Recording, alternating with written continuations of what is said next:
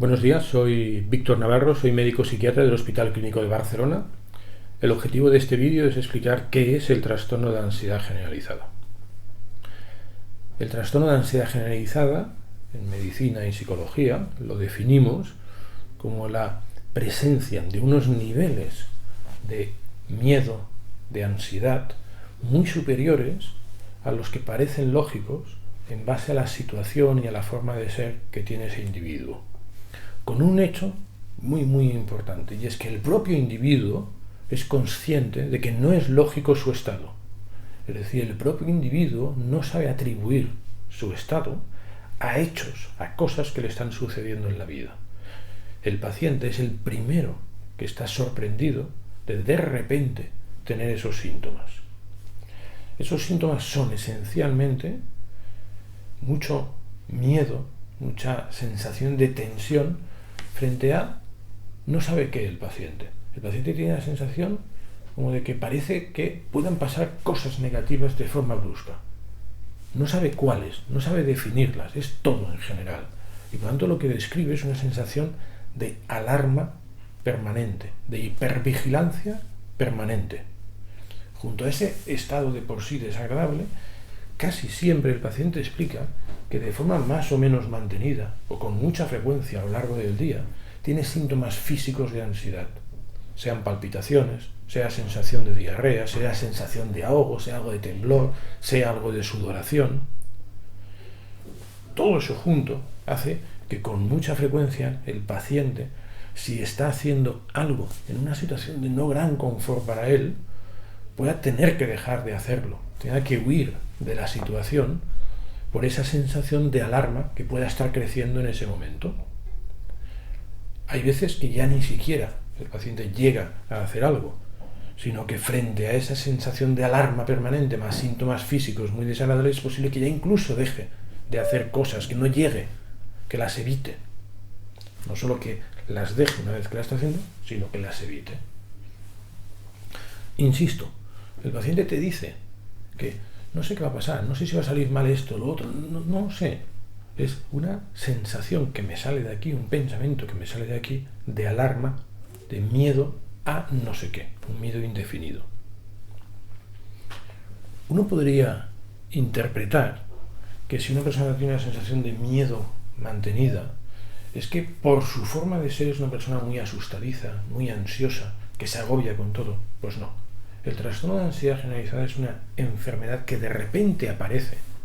Habitualmente, podríamos decir que lo más frecuente es entre los 25 o 35 años de edad, quizá entre los 20 y los 40 podríamos decir que se inicia, en personas que puede ser que fueran previamente ansiosas o en personas que previamente podían no ser nada ansiosas. Por lo tanto, no podemos decir que la personalidad ansiosa tenga que estar siempre presente para alguien padecer esta enfermedad. De la misma manera, no podemos decir que una persona tiene que haber estado muy estresada previamente, en los meses previos, a padecer esta enfermedad. No es correcto. Quizás sería correcto decir que es algo más fácil llegar a padecer un trastorno de ansiedad generalizada si uno es ansioso o si uno ha estado estresado últimamente, pero no sería correcto decir que tiene que cumplirse esta premisa. No. Puede ser uno claramente un individuo tranquilo y sin estar especialmente estresado y de repente empezar a tener esta enfermedad. ¿Cuál es el tratamiento del trastorno de ansiedad generalizada? Hay que conocer que tanto el tratamiento psicológico como el tratamiento farmacológico es útil. Conocer ventajas e inconvenientes de uno y de otro. Yo diría que el tratamiento psicológico tiene un aspecto muy importante en esta enfermedad. Primero, porque es eficaz como tratamiento, y segundo, porque esta enfermedad tiene tendencia a ir presentándose en forma de recaídas. Es decir, que una vez que hemos conseguido frenar los síntomas agudos de la enfermedad, tenemos que avisar al paciente de que es posible que al cabo de 3 meses, al cabo de 3 años o al cabo de 5 años vuelvan a venir los síntomas. Todo lo que uno haya conseguido aprender o curar a partir del tratamiento psicológico lo podrá volver a aplicar en el futuro si hay un reinicio de la enfermedad y por tanto uno mismo puede frenar la enfermedad, frenar las consecuencias de la enfermedad si ha hecho un buen aprendizaje del tratamiento psicológico. Por otro lado está el tratamiento farmacológico, que yo diría que es claramente más rápido, en cuanto a eficacia, más rápido que el tratamiento psicológico, pero con el clarísimo inconveniente de que una vez que quitamos el fármaco ya no deja nada de protección para el futuro. Y por lo tanto, como he dicho que esta enfermedad tiene tendencia a las recaídas, nos podemos encontrar con que en la siguiente recaída, si la hay al cabo de 3 meses o al cabo de 5 años, el paciente tenga cero capacidad para manejar un poco la enfermedad. Y en cambio he dicho que el tratamiento psicológico sí que puede, quizá él mismo, frenar la enfermedad o como mínimo facilitar que no se intensifiquen muchísimo los síntomas o las consecuencias de evitar cosas derivadas de esos síntomas. Y a partir de ahí quizá podríamos decir que lo ideal es disponer de los dos tratamientos y en función de intensidad de síntomas, de preferencias del paciente, etc., decidir si uno, si otro o si una combinación de ambos, que en muchas ocasiones tendríamos que decir que es lo ideal. Dentro del tratamiento farmacológico hay dos grupos de fármacos que nos pueden interesar. Uno es el grupo de lo que llamamos benzodiazepinas, que nos sirven para de forma inmediata, rapidísima, disminuir los síntomas muy físicos, corporales de la ansiedad. Y luego tenemos fármacos que formarían parte del grupo de lo que se llama antidepresivos, y es que hay varios antidepresivos que no de forma brusca, sino en escasas semanas pueden hacer que esa sensación de tensión, de miedo difuso se vaya reduciendo.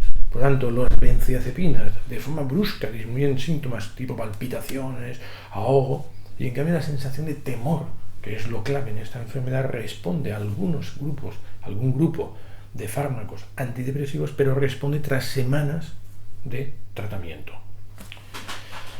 Para finalizar este vídeo quería comentar que no es lo mismo el trastorno de ansiedad generalizada que el ser un neurótico. En el trastorno de ansiedad generalizada hay muchos síntomas de ansiedad y el paciente no entiende a qué viene tener esa sensación de alerta y además no forma parte de todo lo que era la forma de ser o de razonar la persona, sino que él habitualmente funcionaba de una manera y de repente aparecen estos síntomas constantes de ansiedad.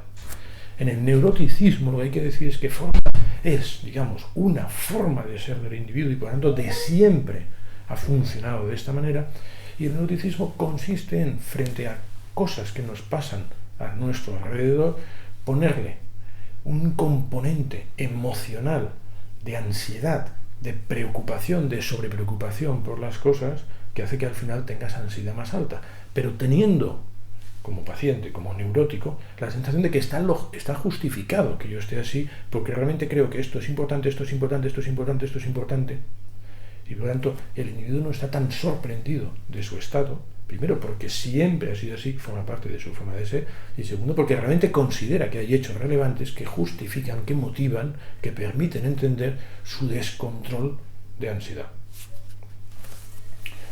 Para quien necesite más información sobre el trastorno de ansiedad generalizada o sobre otros temas de psiquiatría, si quiere puede consultar la página de internet www.informacionpsiquiatria.com. Gracias.